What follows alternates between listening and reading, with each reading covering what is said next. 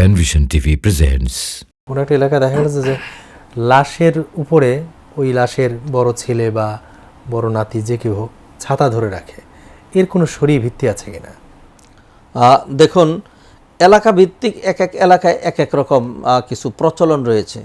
এই যে এখন যেটি শুনছি এটি কিন্তু আমাদের এলাকায়, ঢাকায়, আশেপাশে এগুলো আমরা দেখিনি, আমার এলাকায় দেখিনি। অতএব কোনো এলাকায় যদি এই সিস্টেম অপরিহার্য করে যে লাশ নিয়ে যাওয়ার সময় তারপর ছাতা ধরে রাখতে হবে, আর এটাকে যদি জরুরি মনে করে তাহলে নিঃসন্দেহে এটি বিদআত হবে। উনি বলেছে জরুরি মনে করে। হ্যাঁ, এরকম যদি হয় কখনো যে লাশ নিয়ে যাচ্ছে, বৃষ্টি হচ্ছে, তখন ছাতা ধরছে যাতে লাশের উপর বৃষ্টি না পড়ে, এটি যে কেউ ধরতে পারে, সেটি আলাদা।